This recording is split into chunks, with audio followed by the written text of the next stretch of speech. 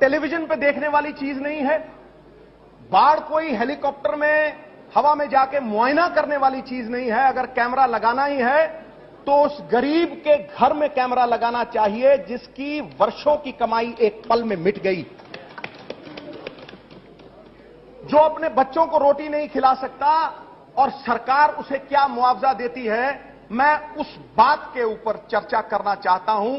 वो धुरी है जिसके ऊपर मैं अपनी इस डिबेट को घुमाना चाहता हूं। अध्यक्ष महोदय, आज सरकारों की सबसे बड़ी पूंजी है लोगों का विश्वास। आज भी चाहे कोई आम आदमी हो, चाहे दुकानदार हो, चाहे व्यापारी हो, वो भरोसा किए बैठा है सरकार के ऊपर कि कोई भी प्राकृतिक आपदा अगर आएगी तो सरकार मुझे बचाएगी। मैं शत शत प्रणाम करता हूं उन लोगों को जो हर साल डूबते हैं और हर साल डूबने के बाद वो 10% सरकार से मुआवजा लेके फिर से सरकार के ऊपर भरोसा करते हैं। धन्य हैं वो लोग जो 3-3 बार डूबने के बाद भी सरकार पे भरोसा करते हैं, और धन्य है वो सरकार जो गूंगी और बहरी होकर उनकी एक नहीं सुनती। अध्यक्ष महोदय, जिस देश में टमाटर 75 रुपए किलो हो, हल्दी 250 रुपए किलो हो, जिस देश में दाल 100 रुपए किलो हो, वहां मुआवजे के तौर पे कैलामिटी रिलीफ फंड से एक आदमी को 20 रुपए मुआवजा मिलता है। 20 रुपए मुआवजा। इससे बड़ी शर्म की बात क्या है कि अगर उसके जानवर भी जो मरे हों, उनके चारे के लिए भी, जिनका दूध वो पानी में बहाता है, उनके लिए भी 20 रुपए मुआवजा। अध्यक्ष महोदय, चारा 125 या 150 रुपए से कम नहीं आता। और बुआई अगर आप लें, 1 एकड़ की बुआई अगर आप लें आज, तो करीब करीब 2000 से 2500 रुपए 1 एकड़ की बुआई में लगते हैं। और सरकार कैलामिटी रिलीफ फंड में वो मुआवजा 1600 रुपए तय करती है। 1600, जहां उसे उपज के कम से कम नहीं 15-20 हजार रुपए मिलते हैं। ठेका देता है वो 25,000 रुपए के का। मिट गया जब मिटने वाला, फिर सलाम आया तो क्या, दिल की बर्बादी के बाद उनका पयाम आया तो क्या। जाके देखिए अध्यक्ष महोदय, लोग क्या कह रहे हैं।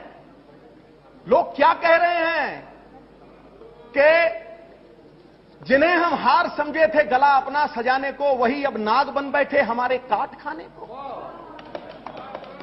क्या आज सरकार जख्मों पे मरहम लगाने की बजाय नमक छिड़केगी? I strongly advocate the changing of these norms. They are laughable. अध्यक्ष महोदय, ये नॉर्म्स जो हैं वो गरीब की गैरत के ऊपर एक बहुत करारा तमाचा है। इंसान घोड़ी से गिर के उठ सकता है, अपनी नजरों में गिर जाए, उसे उठाने वाला दुनिया में कोई पैदा नहीं हुआ। आप गरीब को उसकी अपनी नजरों में गिरा रहे हैं। अध्यक्ष महोदय, डिजास्टर मैनेजमेंट के तहत सरकार रिलीफ देती है। अभी कुछ दिन पहले वो चित्रा जहाज डूब रहा था, टीवी वाले चीख रहे थे, चिल्ला रहे थे, जहाज डूब रहा है। 3 दिन में जहाज डूबने के बाद डिजास्टर मैनेजमेंट की मीटिंग कॉल की गई। 3 दिन बाद। यह है डिजास्टर मैनेजमेंट। पंजाब में डिजास्टर मैनेजमेंट का जो ऑफिस है उसमें एक पीएन बैठा है और एक भी टेक्निकल स्टाफ नहीं है। अध्यक्ष महोदय, ये वो लोग हैं जो कपड़ा बेचते हैं, कपड़ा बर्बाद होने के बाद 200 रुपए वाला कपड़ा 20 रुपए मीटर बेचने की कोशिश करते हैं, तो भी कोई वो कपड़ा खरीदता नहीं है। तो मैं आज इतना ही कहना चाहता हूं अध्यक्ष महोदय कि पानी की जो मैनेजमेंट है, अगर हम प्रिवेंशन के ऊपर जोर दें तो ये जो मुआवजों का चक्कर है उसमें से निकल सकते हैं। विंस्टन चर्चिल ने एक बार कहा था, better prevent and prepare than repent and repair.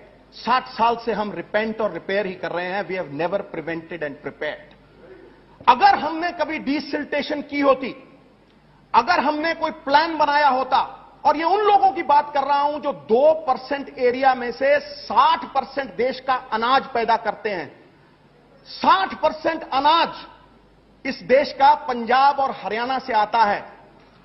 और आज उन लोगों को ऐसा करारा तमाचा, मणियों को अगर धूल में फेंक दोगे, उन्हें सोने का आधार नहीं दोगे, तो मणियों की चमक कम हो जाएगी। अंधेरों का दर्द क्या जाने जो खुद उजाले हैं, डूबने की टीस क्या जाने जो खुद किनारे हैं। आग के दरिया में डूबने का दर्द हमसे सीखो। पंजाब और हरियाणा ने कई उजड़े हुए गुलशन संवारे। इसलिए मैं आज उन लोगों की गुहार लगाता हूं, आपसे विनम्र विनती करता हूं कि जब यह बाढ़ आई थी, सेंटर की तरफ से ना कोई स्टैंडिंग कमेटी की टीम गई, सेंटर की तरफ से ना ही कोई मुआवजा देने की बात हुई।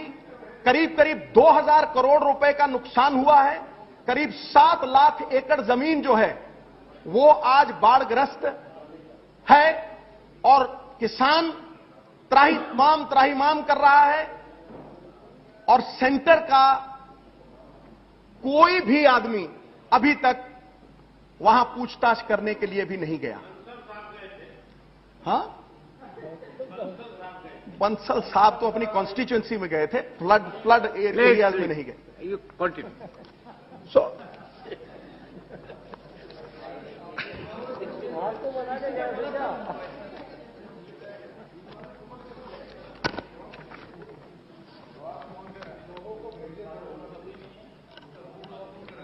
नहीं, मूड ऑफ बिल्कुल नहीं, मूड ऑफ बिल्कुल नहीं।